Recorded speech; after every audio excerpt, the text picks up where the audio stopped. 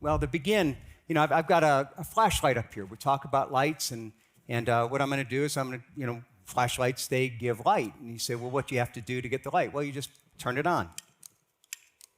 The problem is it's not giving any light. And you might be thinking, I know what the problem is. Well, it needs batteries. This is right here, Energizer. It needs batteries, and it doesn't have a battery. I can solve that problem because I've got some batteries here. And all I got to do is I've got a AAA battery, and I'll throw it in here and put on the top. And next thing you know, it's still not giving light. And you say, okay, what's the problem? Well, maybe a AAA isn't right. So, okay, well, let me change that. And so I'm going to take just make sure I'm right. I've got a C and I've got a AA, and if I'm just going to put these on here, and that should certainly work. I mean, I've got combinations here, and it isn't working. Well, I've got to put the top on right first, and but even if I do that, we say, okay, it still doesn't work. I should be getting light. You say, what's the problem? Well, you might be thinking, well, no, the problem is that you're putting a C and a AA in a battery that requires, well, what does it require?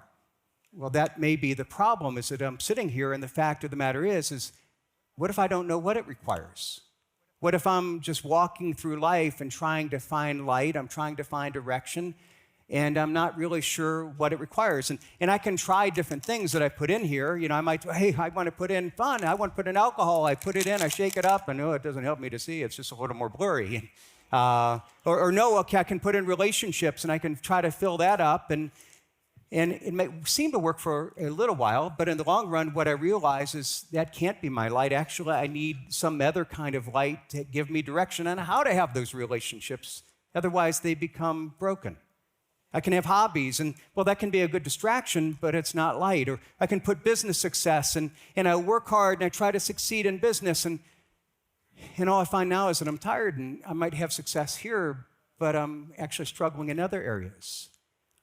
And so if none of these things work, then what do I have to put in the light in my life, in a sense, to make it work? See, we know that in life we need direction. We need to find the right path. And if we put the wrong things in, we're going to continue to struggle in the darkness. We're going to stumble. And at times in that darkness, we may stub our toe with the consequences of a bad decision, or we might trip and break our leg, and big consequences over a really bad decision. Or we might just continue to struggle through life, and to say in that struggle of life, we're having difficulty understanding even where to go. And if we tried all the answers that we can think of, how do we find hope? Well, maybe it's in Christmas, and we think, okay, well, is there hope here? Can we come and find hope? Well, in what? In traditions? And sometimes that's where we tend to look for our hope. Think about all the traditions. For many of us, we have all kinds of traditions, and those traditions may be things that we remember from Christmases past, and it makes us think of people or happy memories. And so we love to go back to those things, like Christmas trees, or maybe Santa Claus and how gifts were delivered. Or many people maybe hang stockings over their fireplace. And, I was even thinking of that. That's in our country. Other countries, Iceland, Netherlands, they put their shoes out by their back door or by their fireplace. And if they're good, then Santa puts candy and toys in there. If they're bad, he actually puts rotten potatoes. That's even worse than coal. I didn't know that. And even in that, I was looking this up, and I was looking for pictures, and I found, some kids have figured this out, and they figured, if Santa's going to put good stuff in our shoes, we might as well get as big of shoes as we can and kind of maximize this, play the system. And, but when we think of this, I think out of all the traditions, one of the oldest, one of the most meaningful is that of lights. And Christmas lights, that we think of the lights that we put on our Christmas tree. Many of us have gone beyond that. Now we decorate outside of our house, and we put the Christmas lights in our house. And I think it's possible to take that too far. Every once in a while you go past a house, and it's like, okay, that's taking that too far. It's not my house, not my electric bill, so whatever you choose, but I wouldn't choose to do that. Now, even in that, the imagery of these lights, though, we think of electric lights, but it's something that actually goes beyond and predates electricity. If you go back even before electricity, people still decorated their trees. They put lights on. In many places, they put candles on them. Now, that seems dangerous to us now, And we understand why they often decorated Christmas Eve and only lit them one time, because the candles wouldn't last that long. But even then, there was an idea of lights. In many churches and many homes, candles have been part of the celebration of the Advent candles leading up to, and then Christmas Eve, lighting that Christ candle because of the imagery of Christ being the light that came into the world. Now, I think the reason that the imagery of light is so old, has stuck with us for so long, is so popular in so many cultures, is because while many of the traditions are things that, for whatever reason that we've taken, we're not sure where they came from, this is one that really comes directly from the Bible and the story of Christmas. One of the most beautiful images that runs throughout the whole Christmas story is the image of Jesus coming as a light into a dark and confused world. Actually, it goes back to even before the Christmas story. You see prophecies about the coming Messiah, and it uses this imagery. Isaiah chapter 9, for example, says, "The people who walked in darkness have seen a great light. Those who dwelt in the land of deep darkness, on them a light has shone." And speaking of the coming Messiah, there's going to be this great light that came into darkness. Another prophecy is in Luke chapter 1. Before Jesus was born, John the Baptist was born, and his father gave this prophecy about the soon-to-be-born Messiah. He says, "Because of the tender mercy of our God, whereby the sunrise shall visit us from on high, to give light to those who sit in darkness and in the shadow of death, to guide our feet into the way of peace." What an incredible image. Jesus isn't just this little light like the ones we put on our trees. He's a sunrise that comes and gives light and just overwhelms the darkness. He gives a light that's not just pretty to look at, but literally gives light that will guide our feet in the ways of peace, help us to know how to make it through life. Now, the picture of Jesus' light isn't just limited, again, to prophecy. If you look at then the story in the birth story in the Gospels, what we see is, again, this imagery. We just heard the story from in the video, and part of that story is that in Matthew, we're told that Jesus' birth was pronounced by a star that came into the sky, this great star that guided the path of the wise men to the baby Jesus. Matthew 2 tells us, "Now after Jesus was born in Bethlehem of Judea in the days of Herod the king, behold, wise men from the east came to Jerusalem. Where is he who has been born King of the Jews? For we saw his star when it rose and have come to worship him." Now, we're not sure who these wise men were. There were probably more than three, and they were probably not kings. But the important thing is that there's an image here. There's a meaning in the text. It's what we see from their example and how they responded to what they saw. They saw this new and unusual star, and they interpreted it to mean that a king had been born.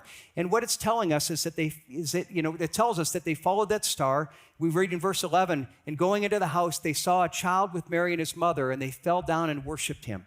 And what it's saying is that these wise men, they saw a light, and they followed the light to where it led. And that's what wise people do.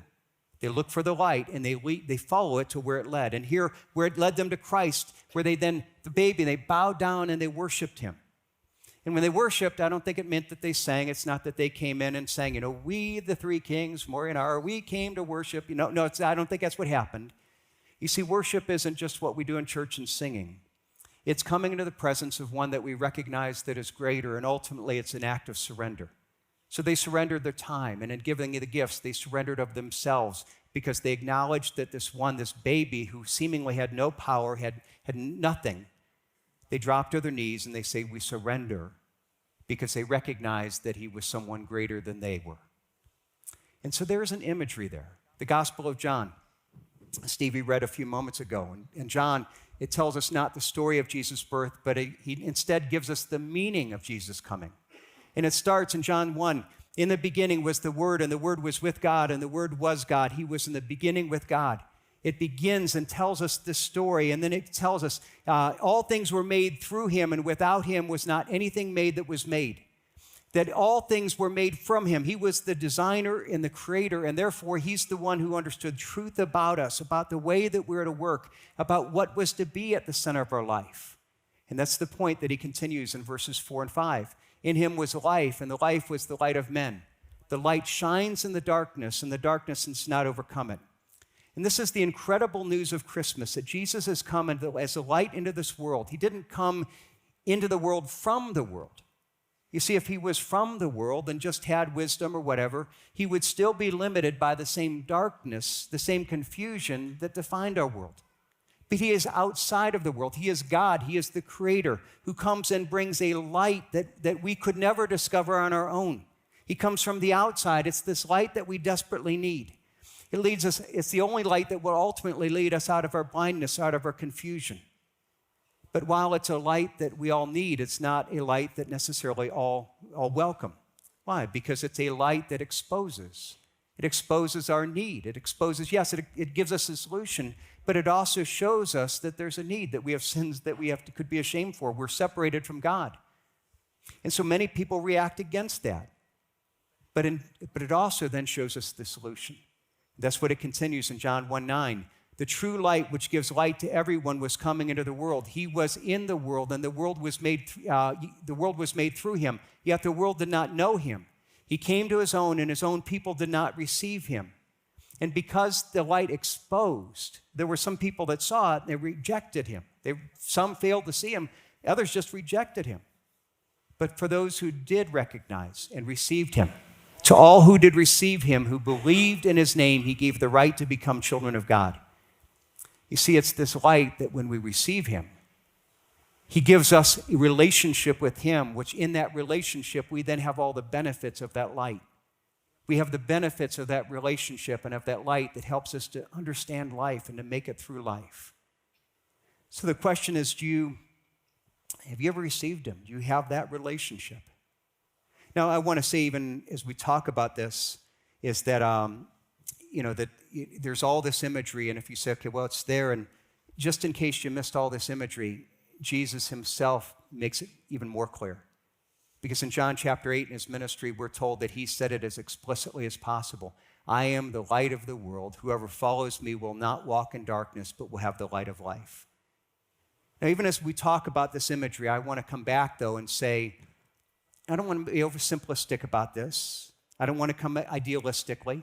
I want to realize that even if we accept Christ in our life, we bring him as our light, it doesn't mean that you will always know the right way, everything's going to go well. No, that's not the story of the Bible. It's not the story of Christmas. The story of Christmas is that Jesus is the light who's come to give light into a dark world. But the fact is this side of eternity, we still live in that dark world where we will deal with the effects of some of that darkness. There's still sickness and death and heartache and betrayal. We still have monster snowstorms. We still have to deal with disappointments of this season and broken relationships in our family and family members who aren't here this Christmas. See, this is a reality that's even painted in the picture of Christmas itself. If you think about the story of Christmas, oftentimes we tell it and we kind of romanticize it and this wonderful story and it's this beautiful thing, but in the process we can miss the darkness and the difficulty that is in the story there. See, Joseph and Mary, think about it. Were forced to go on this very difficult journey when Mary was due to give birth to a child. They were likely rejected by both of their families. So because of Mary's unexpected pregnancy, and people didn't believe. Joseph had a visit from the angel, but it's likely, if you study the story, his family didn't believe him. They had been rejected by their families, and so now they come to Bethlehem. There's no place to stay. And that would be difficult under any circumstances, but in this circumstance, it's even more so. It's this crisis. And so the baby was delivered in a stable, surrounded by animals, and this newborn baby was put into a feeding trough. There are going to be times in our lives that we'll have Christmases where we have the warmth and joy of that Christmas light, where we have not only the direction, but the sense of the blessings that brings. But there will also be times that in Christmas, in spite of that joy, in spite of that light, there's also going to be darkness and brokenness because we still live in that broken world. And if that's where you're at this Christmas, let me give you hope. The light of Christmas doesn't save us from darkness and difficulty, it saves us through that. So that even when you think of the Christmas story, you think of all those difficulties, and yet now, on the other side of the story, we see its beauty. Now we see its meaning. It wasn't always as clear in the midst of that. And in the same way, God is bringing us through the story. He is still here with us, walking through as the light of our world. And we may, in the midst of those times, not fully understand. But because we know that God is loving and sovereign and in control, we can trust that He has a purpose that He will reveal in time. And because of His love, because of His light, we don't need to be the victims of the pain and disappointment and difficulty. It doesn't mean it goes away, but it means that God will love us and carry us through that time in such a way that He'll help us to see His provision, His meaning, and to find a joy that transcends, a light that guides us through those difficult times. Now, I began the message by talking about a flashlight. You know, we can try all these different combinations. I've got all these things, and that's why I haven't been able to see it work. And you're thinking, well, that's because, again, a AA and a C don't work in a battery that requires, well, that's the problem, is I don't know what it requires. Well, what do I need to do? I need to look at the instructions. In a sense, to go to the owner's manual, and it says it right here. If you look on the inside, you know, it says, okay, it requires 2D batteries. When if I listen to that, well, I say, okay, well, now I've got 2D batteries, and if I put those in, and I've put that on right, and you know, and I can figure out how to put the top back on, and you know, suddenly, if I follow the instructions, and again, if this idea works better in theory, right? I should get a new flashlight. Suddenly now I've got a light. It works. And so why? Because I follow the instructions. I follow it. Now here's the idea. The flashlight tells me right there, this is the way it's designed. And in the same way, what I need to realize is that God has given me instructions. And if I want to find His light in my life, you know, it isn't just a matter of just putting different things and hoping it works. You know, saying, God, what have you called me to do? And what does the designer say? Right there again in John chapter 8, verse 12. I am the light of the world. Whoever follows me will not walk in darkness, but will have the light of life. And just like the flashlight by its design, it's designed so that only 2D batteries work. So in the same way, we are designed. The way the universe is designed, the way that our soul is designed, it's designed so that only a relationship with Christ at the core of our life will work. Only that will give us the light that we need. And it's not a matter of my opinion. It's not well, this is my light. You've got to find your own light. No, see, Jesus makes a unilateral statement here, a definitive statement. He says, I am the light of the world. Meaning that either we have a relationship with Him, and in doing so, we have light, or we do not have a relationship with Him, and as a result, we do not have His light. That's the only light that there is. He has come as the light of the world. And see, the question is, whoever follows me will not walk in darkness, but will have the light of life. And the question is, do you walk with Him? Do you follow Him? Do you have that relationship with Him? To all who believes in Him, He will give the right to become children of God.